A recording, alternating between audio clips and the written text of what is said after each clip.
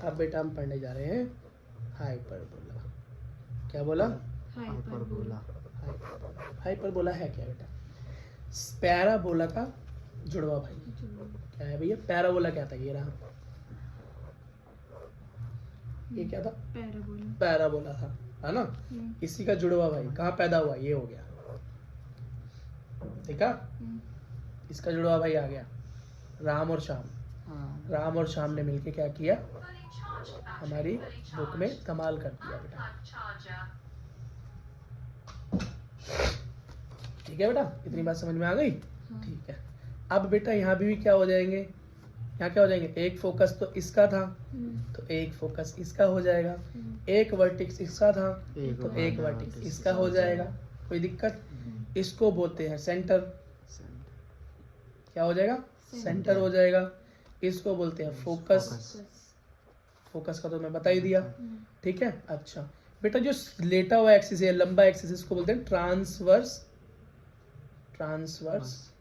Axis. क्या बोलते हैं? Transverse axis. और ये जो खड़ा हुआ है, सीधा खड़ा है, इसको बोलते हैं बेटा कंजुगेट। क्या? Conjugate axis. इसको बेटा याद करना है तुमको, एक बार रिवीजन करोगे तो याद हो जाएगा। ये ट्रांसवर्स एक्सिस एक है, कंजुगेट एक्सिस क्या है बेटा? Conjugate axis. अब एक चीज याद करना बहुत जरूरी। क्या याद करना बहुत जरूरी? जैसे कि हम अभी तक याद कर रहे थे, किसके बीच का डिस्टेंस क्या होता है, किसके बीच का डिस्टेंस क्या होता है। देखो बेटा, दो फोकस के बीच में जो डिस्टेंस है, क्या? दो फोकस के बीच में जो डिस्टेंस है वो क्या है बेटा? वो है सी। क्या है? सी एंड सी। मतलब टोटल कितना हो गया? द डिस्टेंस बिटवीन क्या? टू फोकस, या फोकाई बोल दो सीधा, टू फोकस की जगह फोकाई बोल दो। क्या? इज टू सी। इसका मतलब सी इधर और सी इधर। ठीक है, दो फोकस के बीच में। ठीक बेटा, अगली चीज, अब यहाँ क्या है बीच में? एक वर्टेक्स और ये दूसरा वर्टेक्स, एक वर्टेक्स और ये दूसरा वर्टेक्स। बेटा इन दोनों वर्टेक्स के बीच का क्या है? डिस्टेंस। इन दोनों के बीच का डिस्टेंस क्या है?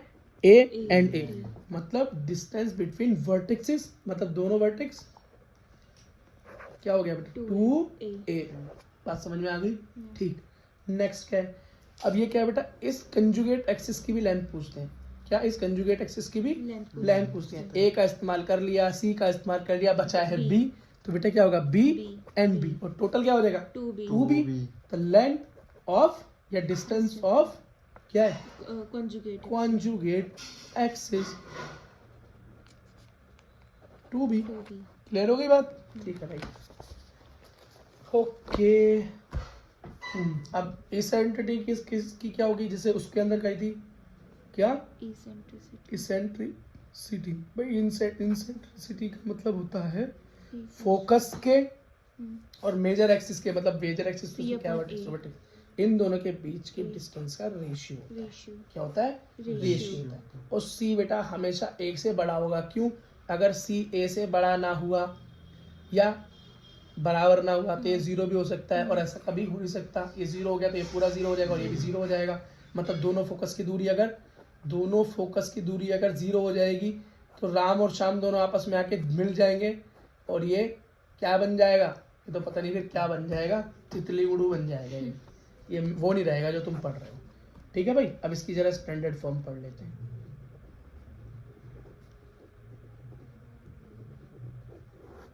स्टैंडर्ड फॉर्म क्या है? वही बेटा, इस पे भी एक्स एक्सिस है, वाई एक्सिस है, इसका भी रेशियो वाले बनेगा। एक्स स्क्वायर अपॉन में ए स्क्वायर, यहाँ आ गया माइनस वाई स्क्वायर अपॉन में बी स्क्वायर। बिल्कुल सेम भाई, इलिप्स वाला फॉर्मूला हुआ नहीं हुआ? बस यहाँ पर क्या है? माइनस है। क्या है? माइनस है। अगला भाई, अगर ये क्या है? एक्स एक्सिस पे, इस पे एक्स एक्सिस पे, ये एक्स एक्सिस पे बना हुआ है, और ये वाई पे बन जाए राम और श्याम। लो जी, वाई एक्सिस पे तैयार हो जाए तो ये बदल जाएगा फॉर्मूला। अब क्या होगा? ये पूरा फॉर्मूला बदल जाएगा। ये हो जाएगा वाई स्क्वायर अपॉन में बी स्क्वायर, क्योंकि बेटा बीच में माइनस आ गया ना। जहाँ बीच में माइनस आ जाता है वहाँ पे एक पूरा ही इंटरचेंज वाला मामला आता है। और एक्स स्क्वायर अपॉन में ए स्क्वायर, सॉरी इसमें ये भी चेंज होगा, ये भी चेंज होगा। हाँ बस यही तो बेटा कंफ्यूजन है।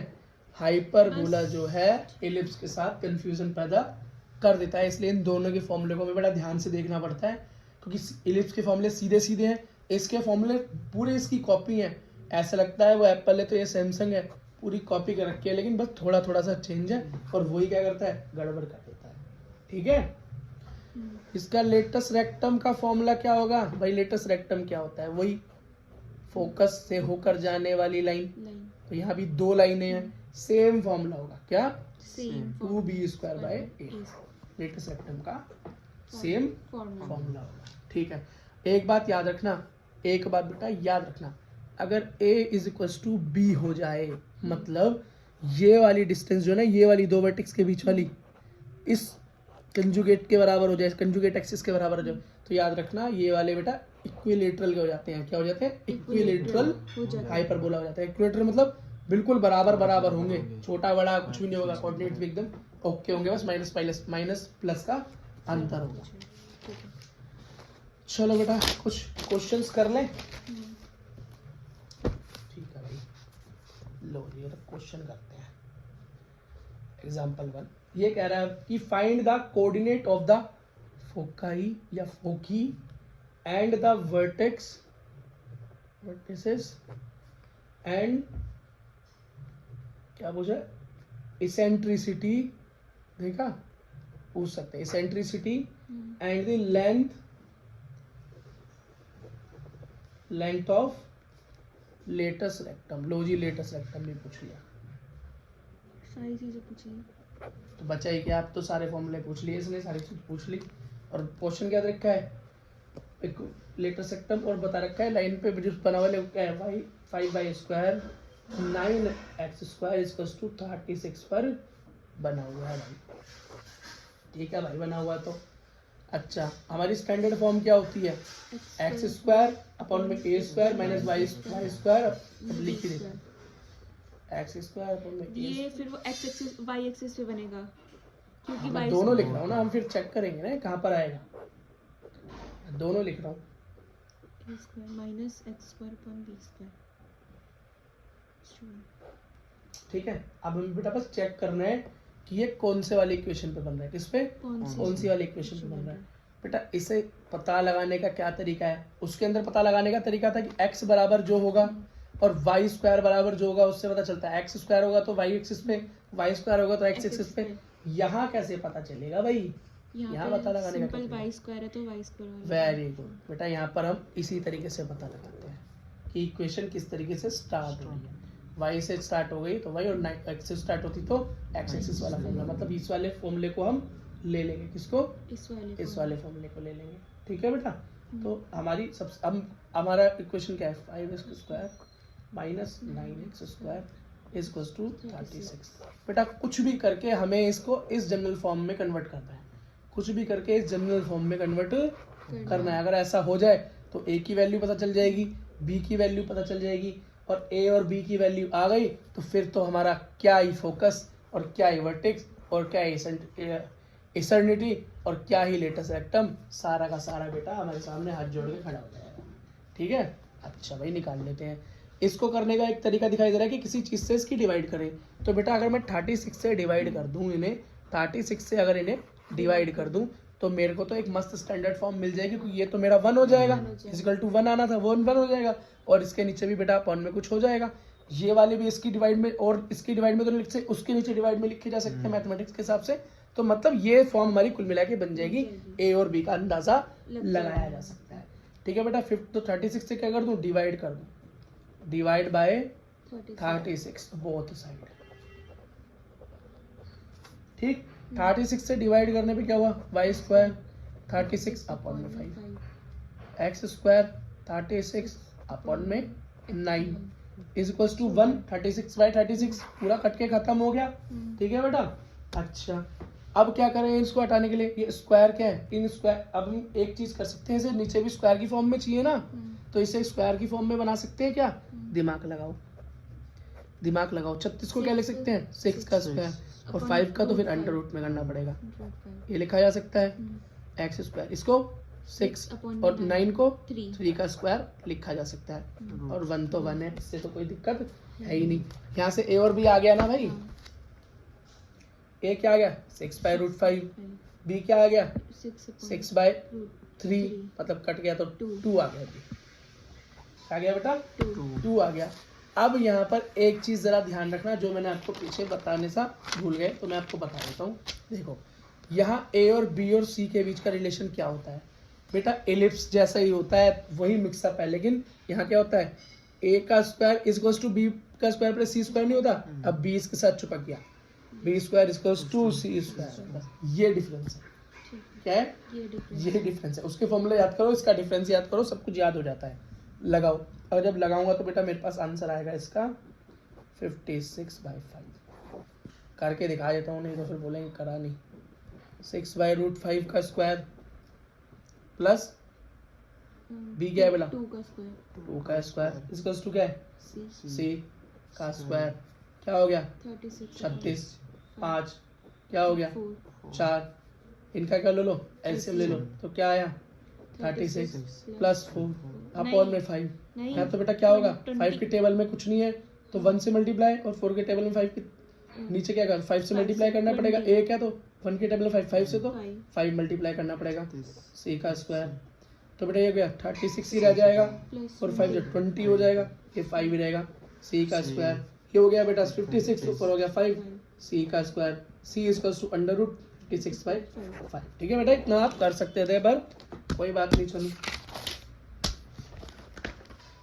अब सी मेरे पास आ गया भैया। यहाँ फोकस के कोऑर्डिनेट्स क्या होंगे, जो भी होंगे एक्स तो 0 ही होगा क्योंकि ये वाई एक्सिस पे है, और हमारा यहाँ पे बेटा सी होता है सी। यही तो समझना है बेटा कि यहाँ पर फोकस वाली दूरी सी होती है। क्या होती है बेटा सी। ए तो यहाँ पर ये होता है, देखो देखो सी, दो फोकस के बीच की दूरी सी, दो वर्टेक्स के बीच की दूरी ए, और कंजुगेट के बीच की दूरी बी। ठीक है, तो total 2b, total 2a, total 2c, ऐसे होता है। ठीक है बेटा, इसको उससे मिक्स इतना मत करो कि खो जाओ।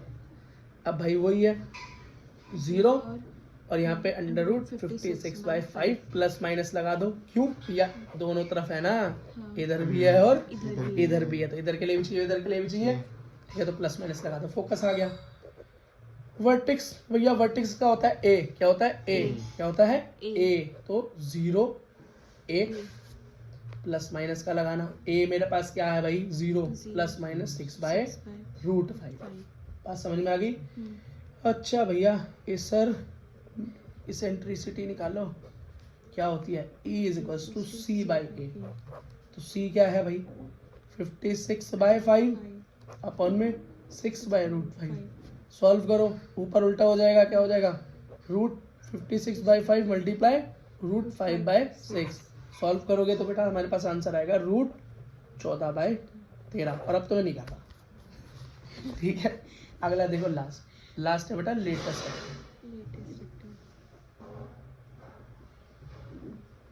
लेटेस्ट रेक्टम का सेम फॉर्मूला वही है भाई 2b का स्क्वायर अपॉन में a। 2 मल्टीप्लाई b क्या है भाई 4 और a क्या है 6/√5। ठीक है, 2 चौक 8। ठीक है, और ये 6, तो 6 2 चौक 8/6 √5 नीचे, तो ये काटो बेटा 2 चौक 8 2 3 6 √5 उधर चलेगा तो 4√5/3। सारा सब कुछ हो गया बेटा खत्म। एक क्वेश्चन और करते हैं, फिर इस चैप्टर को हम क्या करते हैं प्रणाम कर देंगे। क्वेश्चन एग्जांपल नंबर 2 ये कह रहा है find the equation of hyperbola satisfying the condition. Vertex दे रखा है, क्या दे रखा है वर्टेक्स दे रखे हैं दोनों, प्लस माइनस 2 0। खुद पता चल रहा है भैया एक्स एक्सिस वाला काम है ये, तो एक्स दे रखा है y 0 और फोकी मतलब 2 फोकस प्लस माइनस 3 and 0। ठीक है, एक्स एक्सिस वाला काम हो गया। ठीक है भाई, समझ में आ गया। अच्छा, स्टैंडर्ड फॉर्म लिख लो एक्स एक्सिस वाली, एक्स स्क्वायर अपॉन में A square minus Y square upon में बी स्क्वायर इज 1 होता है। ठीक है भाई, वर्टेक्स का एक्स ये होता है a0 और ये होता है c0। बात समझ में आ गई।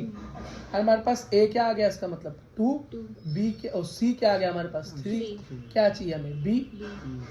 रिलेशन के बीच क्या होता है a स्क्वायर प्लस का b square equal to c का स्क्वायर होता है। a का स्क्वायर हो गया 2, b का स्क्वायर हो गया पता नहीं, और c का स्क्वायर हो गया 3 का स्क्वायर। ठीक है, 2 2 4 b स्क्वायर 9 9। इसे सॉल्व करोगे तो बेटा आंसर आएगा अंडर रूट Five. 5। अब मत बोला कैसे आएगा, 4 उधर जाएगा, 9 में से कटेगा तो बचेगा 5, स्क्वायर गया तो अंडर रूट का 5। ए आ गया, बी आ गया, सी आ गया, तीनों चीजें आ गई। जरा बेटा इसके अंदर पुट कर दो तो क्या हो गया, एक्स का स्क्वायर, ए क्या है तुम्हारे पास 4 माइनस वाई अपॉन में बी का स्क्वायर 5 अंडर रूट 5। b का स्क्वायर 5 ठीक है, और जब तुम बेटा स्क्वायर करोगे, तो अरे यार मैंने क्या कर दिया, 2 का स्क्वायर इसका 1, एक्स स्क्वायर हो गया 4 और माइनस वाई स्क्वायर ऊपर में गया 5 इसका 1 बेटा क्वेश्चन। ठीक है, इसी के साथ आपका हाइपरबोला और कॉनिक सेक्शन खत्म।